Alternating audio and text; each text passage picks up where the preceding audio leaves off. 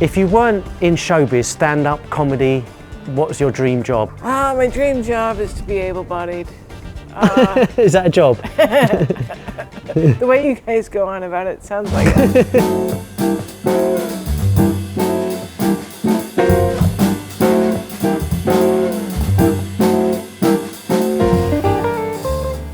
So I am on a roof, mezzanine, waiting for Spring Day. Very funny comedian from the United States of America, but she's living in this country. Spring! Who would have thought? Thank you for coming. Thanks for having me in my own building. Let's get going. Spring Day, it is an honour. She's laughing already. To see you, because I shot you on my roof a while ago, a few years ago, and now I'm on your roof, which is, you know, tit for tat. Well, a mezzanine, isn't it? Because Frank, I said it the wrong word, but this is lovely. It's really nice. Mezzanine sounds like I live in a theatre. It's a bit like that. Let's start. Spring Day, lovely to have you. Why comedy? Why comedy? Let's start at the beginning, because there's a lot. You've come from somewhere else. I was. Sorry, You know so what a rubbish much question. about me. Oh my goodness, are you a fortune teller? Yeah, so I was always interested in doing stand-up because I really, really liked the autonomous nature of it and the fact you don't need that much equipment. It was something I knew I could physically do. And also, it seems like something no one can really stop you from doing. Anyone can do comedy. Anyone can go and sign up for 5 minutes, and whether or not you're successful at it, make a living at it, that's a whole other thing. But you didn't ask me when I decided to make a living at it. When did you decide to make a living out of it, Spring Day? When I realized I should make a living at doing something. You know, developing skills, and I think Joan Rivers said, you know, you're not going to be very good for 7 years anyway. Yeah. What's that, 10,000? Is it 10,000 hours or something like that? Well, she didn't say that. No, but it's a similar thing, I don't think she had the math skills. But for me, I was in a religious cult for many, many years. Well, that's what I was going at. So what was that? Well, I was in a evangelical Christian cult for many years. And when you're in a situation like that, you're sort of encouraged to be sectioned off from the world, and because the world is evil and run by Satan and all of these things. So doing comedy kind of gave me a reason, like a pure reason or a good reason to go out and interact with people and just see what would happen. And you'd get a good story out of it. Like just to go out and make friends for my own benefit, that's a bit scary. But no, I need to talk to somebody because then maybe something funny will happen. It sort of encouraged me to go out and be brave and travel to other countries and talk to people I wouldn't otherwise. I'm with Spring Day here. Fantastic. If you like the show, like, and more importantly, subscribe. Yes, please subscribe. Thank you. That was short and sweet. Now back to the show. But go back a bit. And that's a massive jump from being in a religious cult to doing something that's as free as stand-up. No, I don't think so. I think if you've ever listened to a sermon, a lot of those people are terrible comedians. What's his name who died in a car crash? Sam Kinison. Sam Kinison. He was a preacher, wasn't he? He was a preacher as well. You know, part of that culture, and there's something in that rhetoric, there's something in that sort of style of communication. One of the pastors that I really, really adored, I thought was super, super funny, would pepper his sermons with jokes. I go back and listen to them now, and I'm like, oh, I was really into some corny stuff. Right. There's an element of showmanship, and I personally think that a lot of religion, and particularly evangelical stuff, is sort of an art form disguised as the truth. If you look at it as an art form, it's like an elaborate creative story kind of. It is, and there's some studies have been done that suggest that religion is a form of corrupted play. It's an interesting take on it, isn't it? Yeah. Yeah, and I think that it sounds like you don't have bad memories. I mean, a lot of people from religious cults are. Well, of course I have bad memories, but I think that what happens is people that belong to these things, there's a correlation between your ability to deal with uncertainty and joining. So the less you are able to deal with uncertainty, the more likely you are to join a fundamentalist situation like that, where everything's black and white, everything's binary. Right. And so a lot of people, when they get out, they don't believe what they used to believe anymore, but they're still very binary. Right. Everything's very good, everything's very bad. Because I think... Was it a family thing that took you into it? Your No, I chose to go into it. You seriously? So I chose to So go what into it. about your family? Did they never... Really? No, and that made it easier for me to leave. It still wasn't easy to leave, but it made it easier to leave. Okay. Because usually you're kind of born into cults, aren't you? No, it's not usual. Isn't That's the story most people are most comfortable hearing about. Okay. Because, well, they had no choice. And once they come of age, then they can make choices for themselves. But to choose to go into that's much more difficult. Yeah. And to examine the reasons why. Do you then reject everything? Do you still have a faith, or do you come out with complete... For me, it was a really slow walk away. It took me years and years to get out. I don't think I could have severed it completely until I was in a situation where I felt safe. Okay. And when Tim's family took me in, I could finally say, I don't believe that anymore. Because if I said that before, Yeah. then I'd feel like an astronaut in space, kind of, you know, when the cord's cut. Okay, sort of just thing. floating out. Yeah, just floating out, and there would be nobody there to pull you back in. Yeah, that's what I think about it, and I think a lot of people are in that situation. And I know some people that, you know, even if they don't believe it anymore, there's no way they could profess that because their family would reject them. And so I have a lot of compassion for those people. And when you talk about Tim, you're talking about Mr. Tim Renkow, Yeah. who Yeah. I shot your wedding. Yeah, you did. And During the pandemic, yeah. was it during the pandemic? It was during the That's pandemic. right. 'Cause we had to have.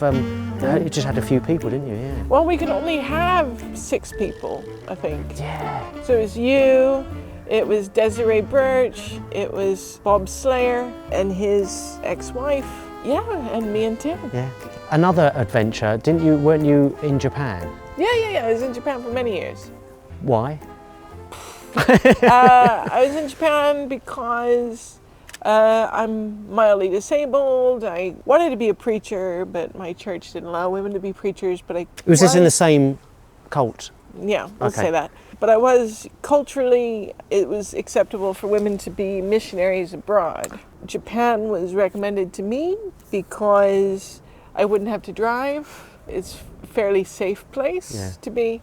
And also, they're still nice to you if you don't make any converts. But their whole view of God and spirituality is very different, and you just chuck another God on the shelf kind of thing.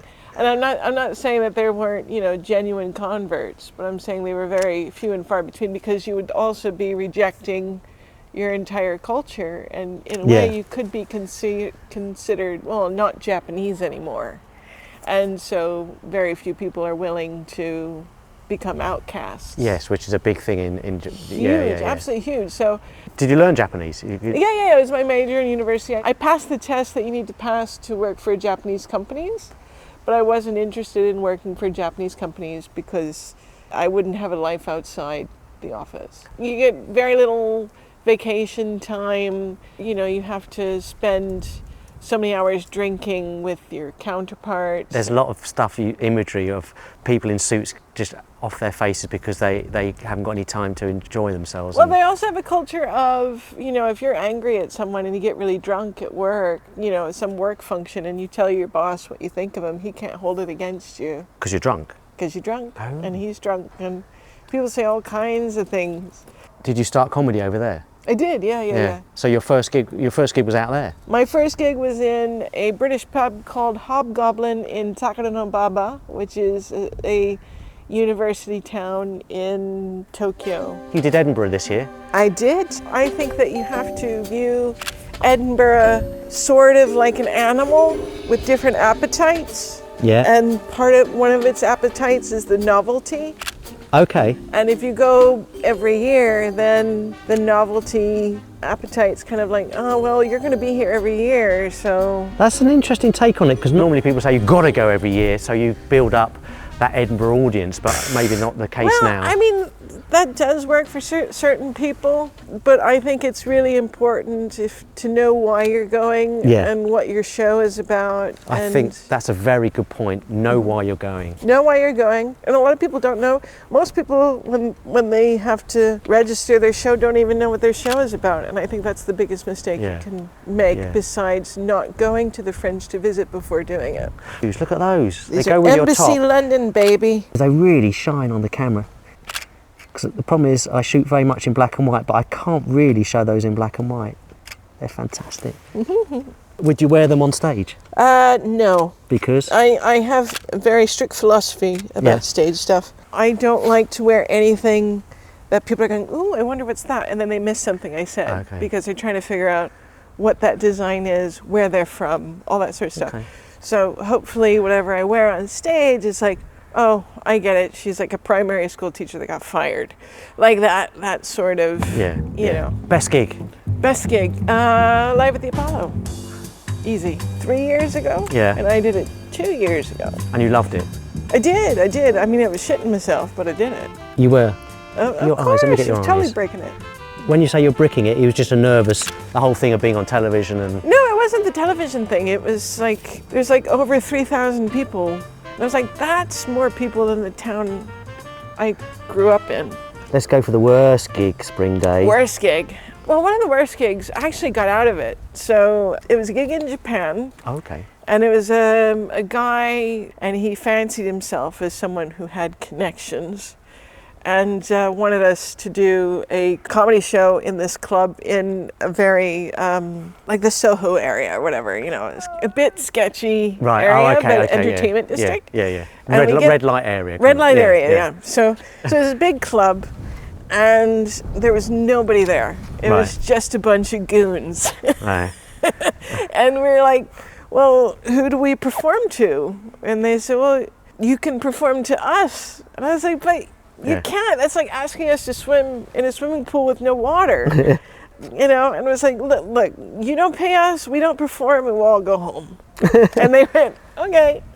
I've had that before, where they basically say there's no audience, but because you're there, they won't pay you unless you perform. So you're just doing it.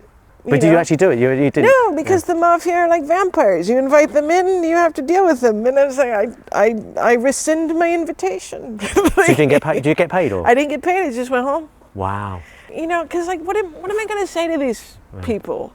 I can't joke to them about their work. Like, it was proper. Probably.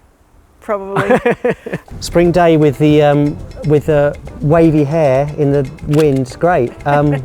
If you weren't in showbiz, stand-up comedy, what's your dream job, or what would you do? My dream job is to be able-bodied. Is that a job? The way you guys go on about it sounds like it. And I always ask, because you know, slightly about photography, favourite photograph that you like? Tim and I were both big fans of James Baldwin. Last year I got Tim a couple of photos of James Baldwin, one in particular of James Baldwin with Nina Simone smiling. And it's just such a joyful photo. It's hanging in his office. Wow. I mean, we have our wedding photos, which you did, on our walls, which we love. And we even have we had a friend do a Muppet version of one of those photos. Because Tim and I, we love the Muppets, and it's so anarchical. Yes, fantastic. You've been wonderful. Let me get selfie of me and Spring Day. Selfie. There we go. Thank you very much, Spring Day. You're welcome.